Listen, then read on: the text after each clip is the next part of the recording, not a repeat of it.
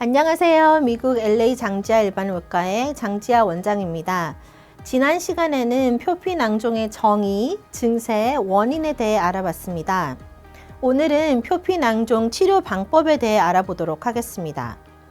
표피낭종을 확실히 없애는 방법은 낭종 주머니 벽 한 조각도 남기지 않고 깨끗이 도려내는 것입니다.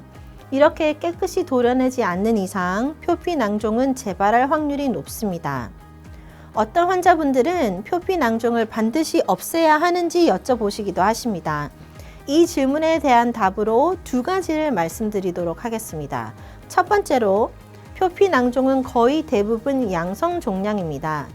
그러나 1% 정도의 경우 악성 종양으로 변할 수도 있다는 연구 결과가 있습니다. 1%는 굉장히 적은 확률이긴 하지만 환자분이 1%에 속할지 99%에 속할지는 확실히 알기 힘듭니다.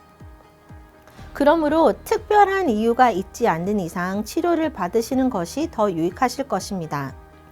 치료를 권유하는데 더 큰 이유가 바로 이 두 번째 이유입니다.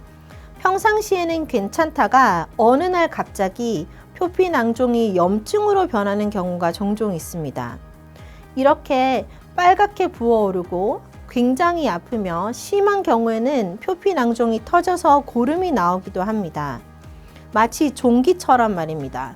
이럴 때에는 부어있는 피부를 절개하고 안에 있는 고름을 깨끗이 제거하고 소독하는 것이 응급치료 방법입니다. 이렇게 응급치료를 하고 나서 염증이 가라앉고 난 뒤 표피낭종 주머니 벽을 조금도 남기지 않고 도려내는 시술을 반드시 해야 합니다. 그런데 가끔씩 제거 시술을 받지 않으시는 분들이 있으십니다. 이분들은 10중 8구 몇 달 혹은 몇 년 후에 돌아오셔서 같은 자리에 염증이 또 생겼다고 하십니다. 대부분의 경우 응급시술 후 납작하게 되고 볼록한 것이 없어져서 표피낭종이 없어진 줄 알았다고 말씀을 하십니다. 표피낭종 분비물이 없을 때에는 피부가 볼록하게 올라오지 않기 때문에 겉에서 보기에는 아무것도 없는 것처럼 보일 수도 있습니다. 하지만 낭종 주머니 벽에 조그마한 조각이라도 남아 있으면 다시 표피낭종이 형성되고 다시 염증이 생길 가능성이 높아집니다. 그러니 염증이 생기기 전에 제거 시술을 받으시는 것이 좋습니다. 굉장히 크거나 위험한 부위에 있지 않은 이상 오피스에서 국소 마취를 하고 간단하게 제거할 수 있습니다.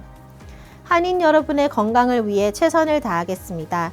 지금까지 미국 LA 장지하 일반외과의 장지하 원장이었습니다.